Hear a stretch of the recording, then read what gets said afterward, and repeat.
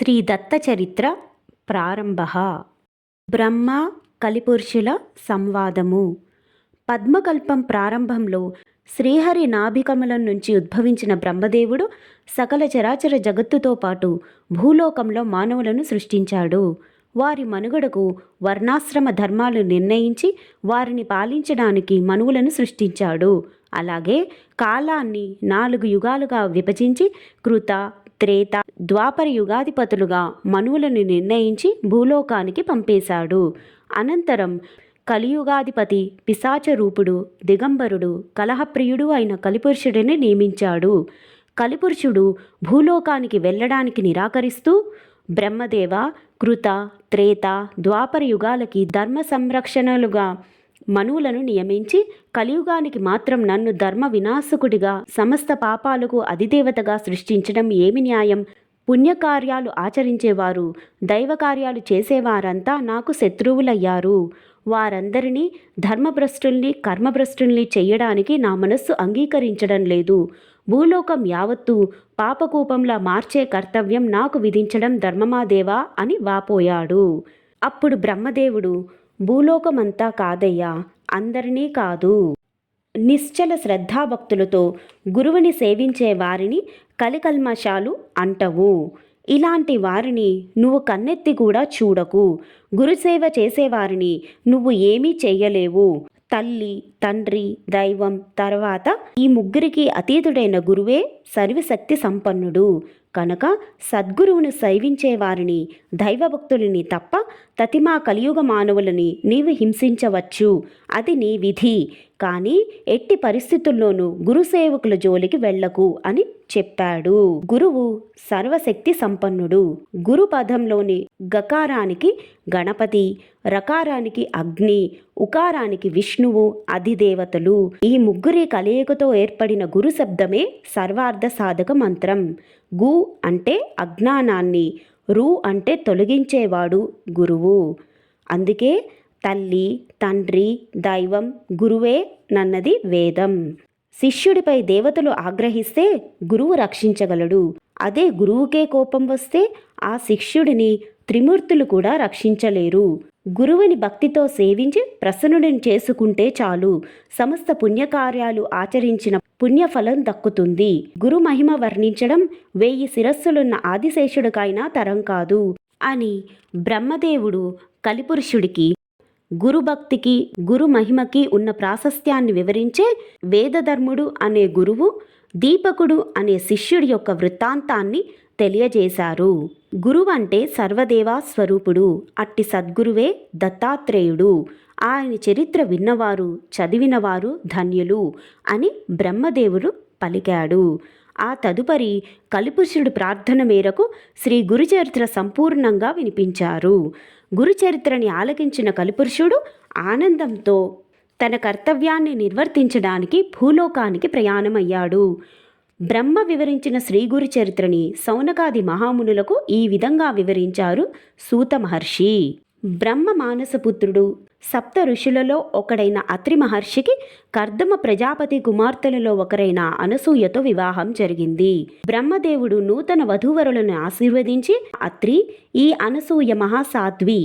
అసూయ గాలి కూడా సోకని కారణ జన్మురాలు ఈ అనసూయ. ఈ సౌభాగ్యవతితో దాంపత్య జీవితాన్ని గడిపి త్రిలోక్య పూజ్యుడైన సత్పుత్రుణ్ణి పొందు.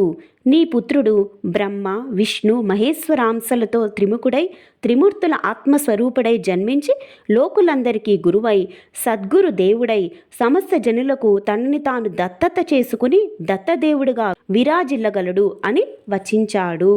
అత్రి, అనసూయలు జన్మించిన దాదిగా శ్రీమన్నారాయణ నామస్మరణ తపోనిష్టా గరిష్ఠులైనందున వారు బ్రహ్మ ఆదేశాన్ని పాటించి నిర్వింధ్యానాది ప్రాంతంలో వృక్ష పర్వతముపై తపోదీక్ష వహించి తీవ్ర తపస్సు ప్రారంభించారు. 100 సంవత్సరాల పాటు సాగిన వారి తపస్సు ఫలితంగా ఒకనాడు తపోదీక్షలో నిమగ్నమై ఉన్న ఆ దంపతుల జ్ఞానదృష్టిలో అద్భుతమైన, అసాధారణమైన దివ్య రూపంలో దర్శనమిచ్చాడు పరబ్రహ్మము. త్రిమూర్తులైన బ్రహ్మ, విష్ణు, శివులే 3 శిరస్సులుగా శంఖ, చక్ర, గద, పద్మ, త్రిశూల కమండలు ధరించిన షడ్భుజములతో 6 చేతులతో పీతాంబరధారి అయి మెడలో దివ్యహారాలతో ముంజేతులకు మణిబంధాలతో ముగ్ధమోహన దివ్య సుందర రూపధారి అయి త్రిమూర్తి అంశాత్మక తేజస్సులు విరజిమ్ముతూ బాలుడు రూపంతో దర్శనమిచ్చాడు ఆ భగవంతుడు. అంతటా ఆ బాలరూపుడు దివ్యమైన చిరుమందహాసము చేసి, పుణ్యదంపతులారా, మీ తపస్సుకు సంతసించాను. మీ అభీష్టాన్ని నెరవేర్చడానికి త్వరలో నేను మీకు త్రిముఖ త్రిమూర్తినై జన్మిస్తాను. పరబ్రహ్మమైన నన్ను పుత్రునిగా పొందాలనే మీ సంకల్ప సిద్ధికి బద్ధుడనై నన్ను నేను మీకు దత్తత చేసుకుంటూ దత్తుడుగా అత్రి మహర్షి పుత్రుడు దత్తాత్రేయుడుగా అవతరించగలను. అవని జనులకు సద్గురువునై దత్తగురునై శ్రీదత్తునై విరాజిల్లి మీకు చిరకీర్తిని అందిస్తాను. మీ తపస్సు చాలించి మీ ఆశ్రమానికి తిరిగి వెళ్ళండి అని ప్రవచించి మరోమారు దివ్యదరహాసం చిందించి అంతర్హితుడయ్యాడు దత్తుడు. త్రిమూర్తుల వరప్రభావం చేత అత్రి మహర్షి నుండి దివ్య తేజస్సును గ్రహించి అనసూయాదేవి గర్భవతి అయ్యింది. ఒకనాటి రాత్రి ఆమె నిద్రపోతున్న సమయంలో బ్రహ్మ, విష్ణు, మహేశ్వరులు అత్రి ఆశ్రమంలో సాక్షాత్కరించారు. అంతలో బ్రహ్మదేవుడి ఆత్మ నుండి, శ్రీమన్నారాయణుడి వక్షస్థలము నుండి, మహాశివుడి ఫాలనేత్రము నుండి ఆవిర్భవించిన జ్యోతి అనసూయాదేవి గర్భం నందు ప్రవేశించింది. త్రిమూర్తుల దివ్య తేజస్సుల విలీనంతో అనసూయాదేవి గర్భము అనూహ్య తేజస్సుతో ప్రకాశించసాగింది. మార్గశీర్ష మాసము ప్రారంభమైంది. ఆదివారం అర్ధరాత్రి నాటి వెన్నెల నిష్క్రమిస్తున్న వేళ సోమవార శుభదినం ప్రారంభమవుతున్న తరుణాన బ్రహ్మాంస సంభూతుడైన సోముడు జన్మించాడు. సమస్త జీవులకు మానస ఉల్లాసాన్ని కలిగించే అతడు చంద్రుడిగా కీర్తింపబడ్డాడు.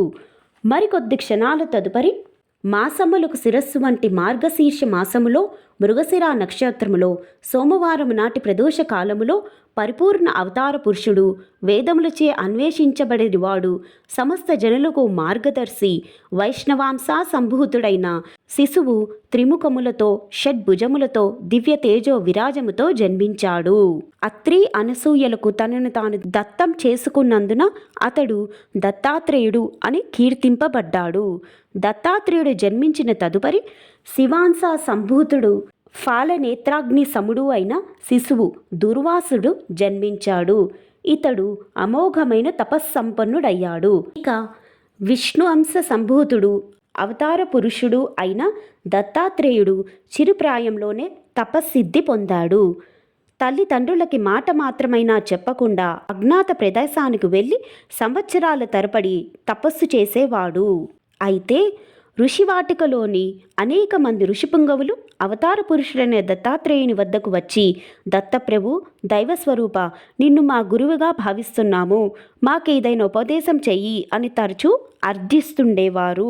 దత్తుడు వారికి దొరకకుండా పరిగెత్తుకుంటూ ఒక సరస్సుని సమీపించి నీటి మీద నడుచుకుంటూ వెళ్ళి సరస్సు మధ్యన నిలిచాడు. బాల దత్తాత్రేయుడి మహిమను కళ్ళారాగాంచిన కొందరు ఋషులు దత్తుని సమీపించబోగా ఆయన మెరుపు మెరిసినట్లు అదృశ్యమైపోయాడు. అలా ఆయన 100 సంవత్సరాల పాటు ఆ సరోవర అంతర్భాగంలో సమాధి స్థితిలో ఉన్న దత్తాత్రేయుల వారు సమాధి స్థితి నుంచి వెలువడి నీటిపైకి వచ్చి తమ దేహంలోని మూలాధారం నుండి సహస్రారం వరకు గల సప్త చక్రాలలో యోగశక్తి రూపంలో ఉన్న శ్రీ మహాలక్ష్మిని మేల్కొల్పారు. ఆ యోగశక్తి ఆయన నుండి ఋషికన్య రూపంతో అవతరించి ఆయనకి నమస్కరించింది. అనగా అంటూ దత్తుడు ఆమెని సంబోధిస్తూ, నీవే నా శక్తివి, నీవే నేను, నేనే నీవు, నీవు నా అంతరంగంలో యోగశక్తిగా ఉన్నప్పుడు నేను దత్తాత్రేయు యతిని, నేను ఇలా గృహస్థు రూపం ధరించినప్పుడు నీవు నా అర్ధాంగి లక్ష్మివి, అనగా దేవివి, అప్పుడు నేను అనఘుడను, నీవు అర్హులకు పుణ్యాత్మలకు ఋషిపత్నిగాను అనర్హులకు నాట్యగత్తగాను దర్శనమిస్తావు అని పలికి అనగాదేవిని తన అంకపీఠంపై కూర్చోబెట్టుకొని నీటిపై తేలుతూ తీరానికి చేరుకున్నారు దత్తాత్రేయుల వారు. కొందరు చిత్తశుద్ధి లేని మునులకు దత్తుడు సురాపాత్ర చేత ధరించిన మధుపాన లోలుడుగాను అనగాదేవి నాట్యగత్తగాను కనిపించారు.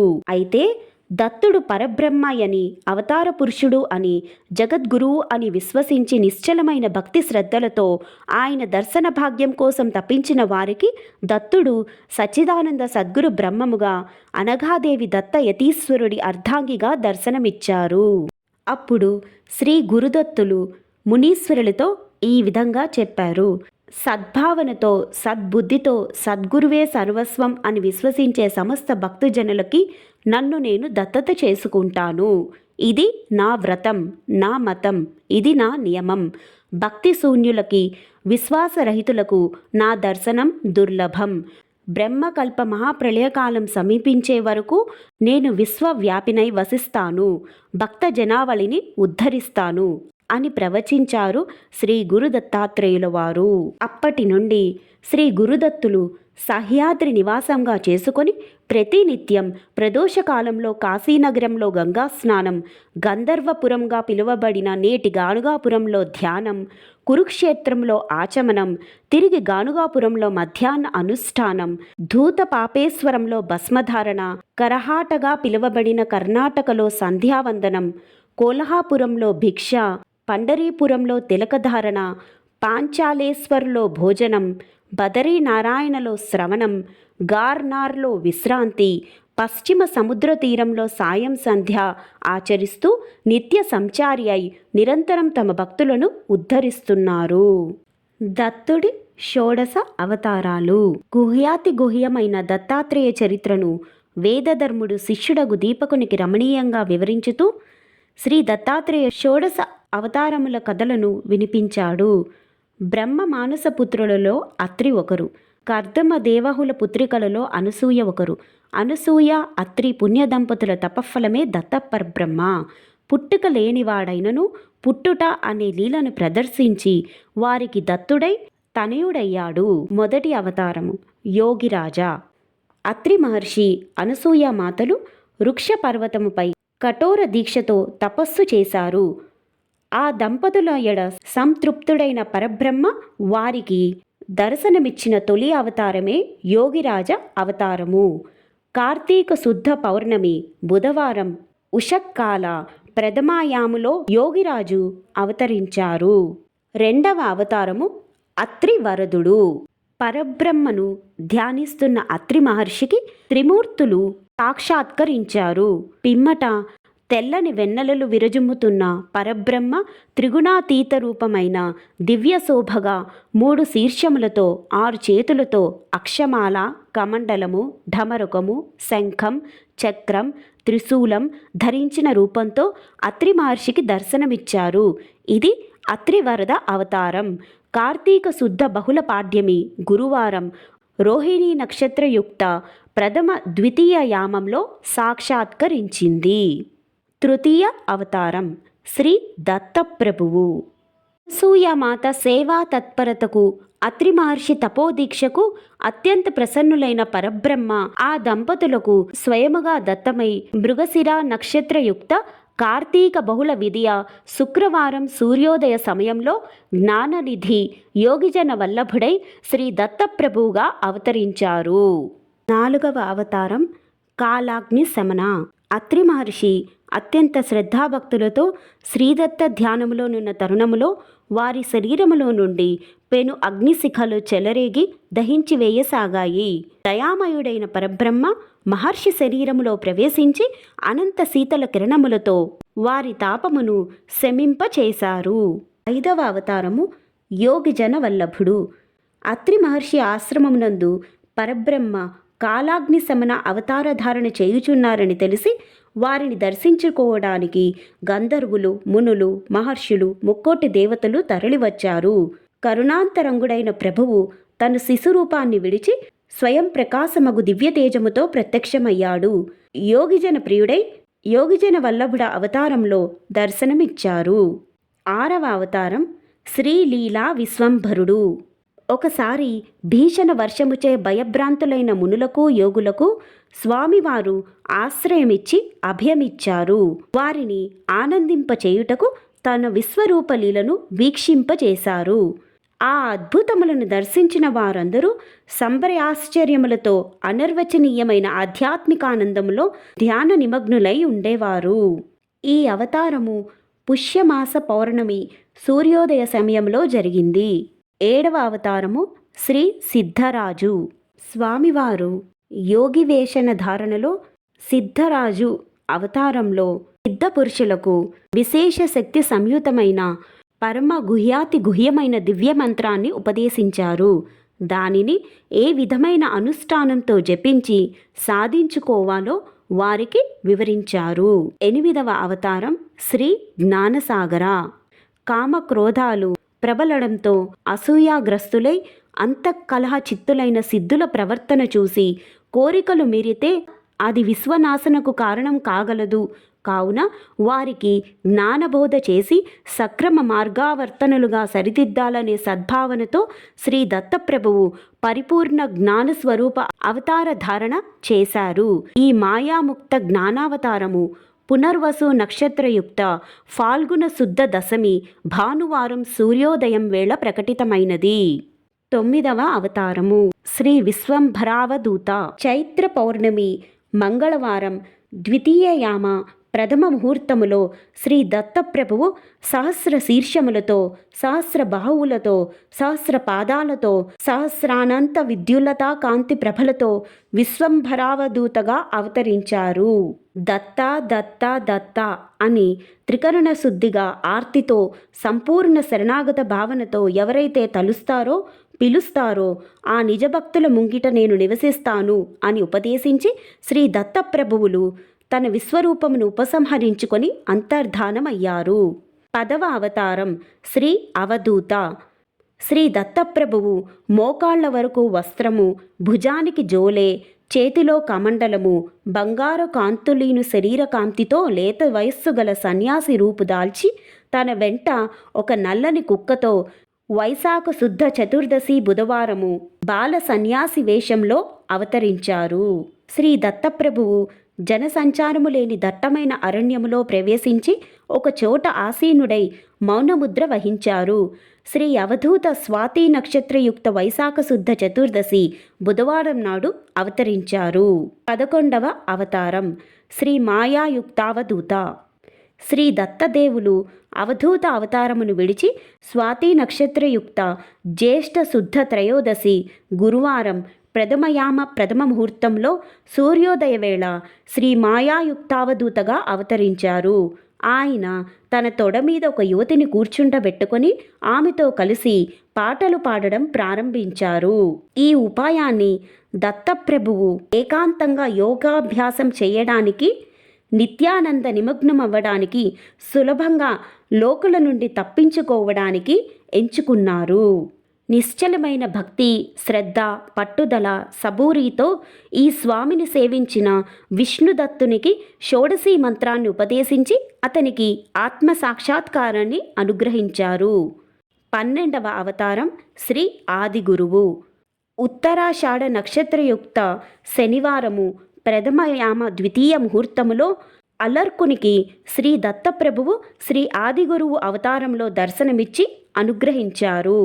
13వ అవతారం శ్రీ శివరూప. జన్మ మంగళాకరమైన శివరూపాన్ని దత్తప్రభువు స్వాతి నక్షత్రయుక్త శ్రావణ శుద్ధ అష్టమి సోమవారం నాడు ప్రథమాయామ ప్రథమ ముహూర్తములో ధరించారు. ఎవరు వైరాగ్యంతో అపగత శత్రువై తనకంటే అన్యమైనది ఈ లోకంలో మరి ఒకటి లేదని సత్యాన్ని గ్రహిస్తారో అట్టి వానికి చెందిన ఆశ్రమం ఇది. ఈ వాస్తవాన్ని బ్రహ్మవాదులు మాత్రమే అర్థము చేసుకోగలరు. 14వ అవతారము శ్రీ దేవదేవ. శతతారక నక్షత్రయుక్త భాద్రపద శుక్ల పక్ష చతుర్దశి శుక్రవారము ప్రథమాయామం ప్రథమ ముహూర్త సూర్యోదయ వేళ శ్రీ దత్తప్రభువు శంఖ చక్ర గదా పద్మములను ధరించిన చతుర్భుజములతో శతసహస్ర అనంతకోటి భానుకిరణ తేజో విరాజితుడై నానారత్న శోభిత దివ్య కిరీటధారి అయి కృష్ణామలక వృక్షము కింద శ్రీ దేవదేవ అవతారాన్ని ధరించారు. 15వ అవతారము శ్రీ దిగంబరుడు. ఆశ్వీయుజ శుద్ధ పౌర్ణమి బుధవారం ప్రథమాయామంలో దత్తాత్రేయులు శ్రీ దిగంబర అవతారం ధరించి యదుమహారాజుకు ఆత్మజ్ఞానాన్ని అనుగ్రహించి అతనిని జీవన్ముక్తుడిని చేశారు. 16వ అవతారము శ్రీకృష్ణ శ్యామ కమలనయన. రేవతి నక్షత్రయుక్త కార్తీక శుద్ధ ద్వాదశి బుధవారం సూర్యోదయ వేళ శ్రీ దత్తులు ధ్యానానుకూలమైన మిక్కిలి తేజోవంతమైన శ్రీకృష్ణశ్యామ కమలనయన అవతారమును ధరించారు.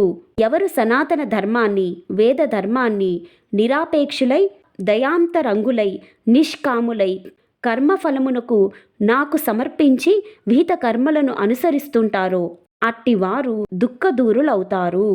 ధర్మానుష్ఠానము పరమయోగము. పరమయోగులు నిత్యముక్తులు. నిత్యముక్తులు కాగలి వారికి నేను దత్తమవుతాను అని శ్రీ దత్తాత్రేయులు శాంత గంభీర స్వరముతో పలికారు.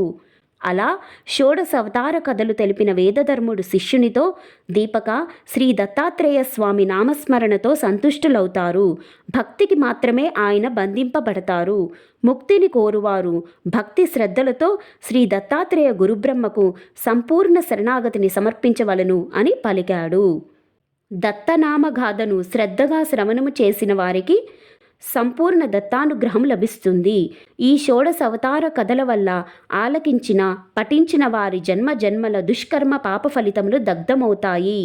ఆత్మ స్వచ్ఛత నిర్మలత చేకూరి భక్తి విశ్వాసములు గల శిష్యులకు శ్రీ దత్తానుగ్రహం లభిస్తుంది. శ్రీ దత్త చరిత్ర సమాప్తః. సర్వం శ్రీ దత్తాత్రేయార్పణమస్తు.